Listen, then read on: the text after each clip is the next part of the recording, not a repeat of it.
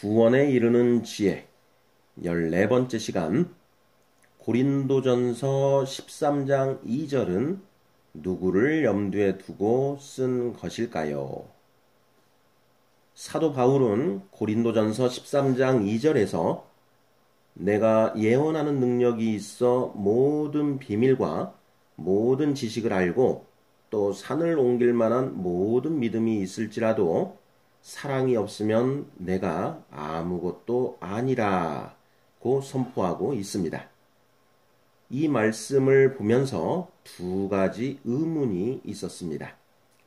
첫째는 모든 비밀과 모든 지식을 알고 모든 믿음이 있는 사람에게 과연 사랑이 없을 수 있을까 하는 것이었고, 둘째는 사도 바울이 이 말씀을 쓸 때 염두에 둔 사람이 누구일까 하는 것이었습니다.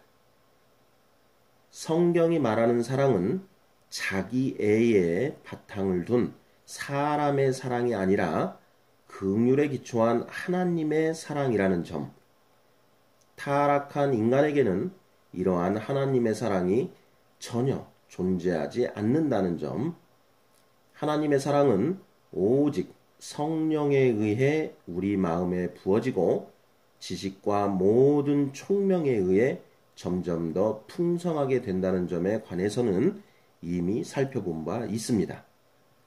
빌립보서 1장 9절에서 사도 바울은 분명 너희 사랑을 지식과 모든 총명으로 점점 더 풍성하게 해달라고 기도하고 있습니다.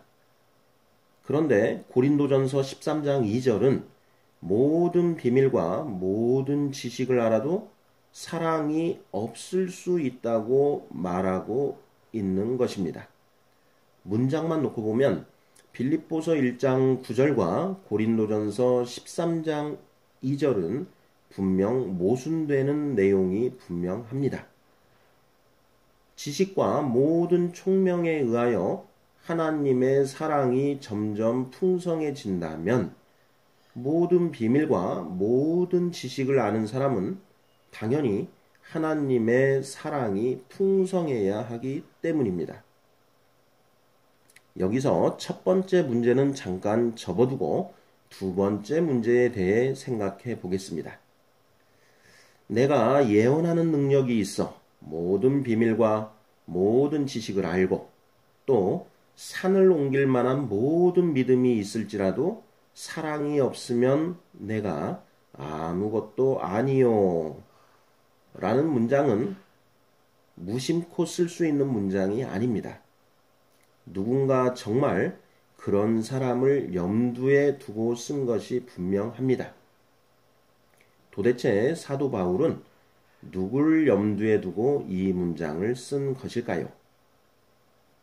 어느 목사님이 다윗과 솔로몬에 대해 설교하는 것을 듣다가 문득 고린도전서 13장 2절 말씀이 떠올랐습니다.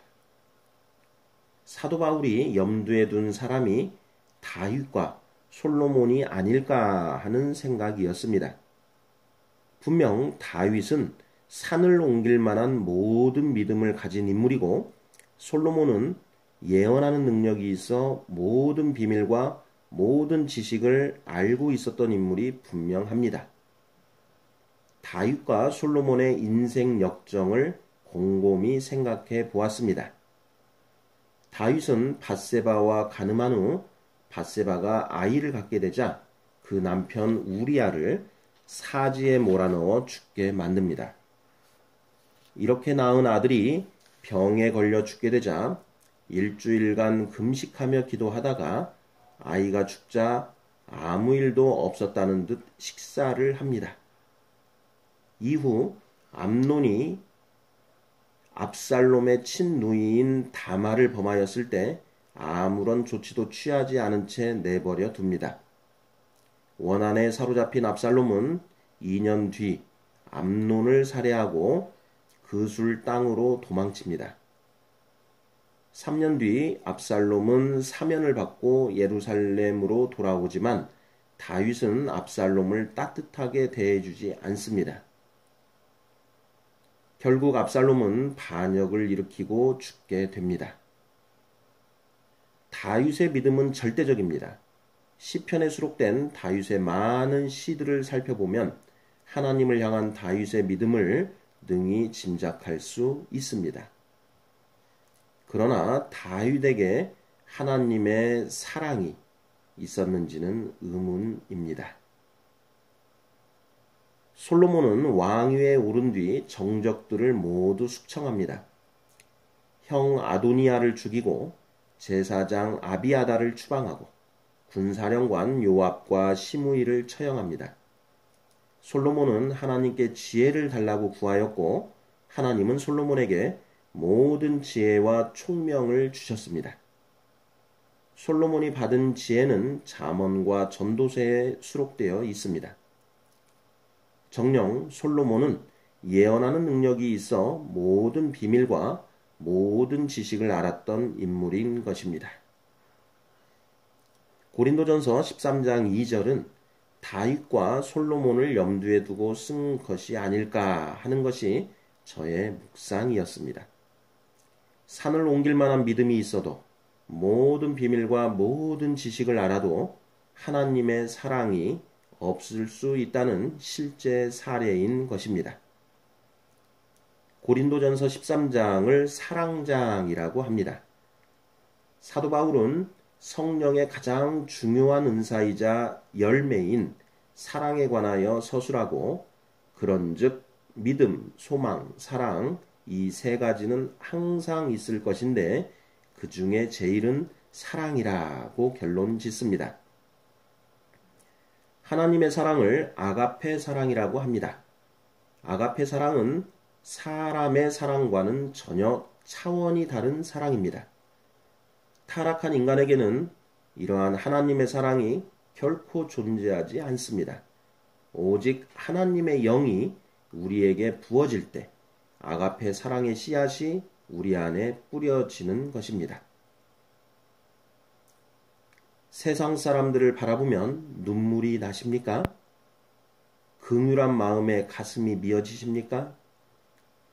하나님의 사랑이 제대로 연결어가고 있다면 이런 마음이 일어나야 합니다. 긍휼한 마음이 일어난다면 결코 침묵할 수 없습니다. 예수를 전하지 않을 수 없다는 것입니다. 세상 사람들은 원죄의 늪에 빠져 신음하고 있습니다. 우리들 또한 마찬가지입니다. 그런 우리들의 모습과 세상 사람들을 보며 긍휼한 마음이 우러나지 않는다면 아직 온전히 섰다고 할 수 없습니다. 사랑은 억지로 할 수 있는 것이 아닙니다. 마음속에 사랑이 솟아나지 않으면 가식과 위선에 불과할 뿐입니다. 우리 안에 하나님의 사랑이 제대로 자라나고 있는지 점검해야 합니다. 만일 우리 안에 하나님의 사랑이 자라나고 있지 않다면 잘못된 길로 가고 있는 것이 분명합니다. 우리가 구원의 길을 제대로 걸어가고 있는지 점검할 수 있는 유일한 징표는 우리 안에 긍휼에 바탕한 하나님의 사랑이 제대로 연결어가고 있는지 살펴보는 것입니다.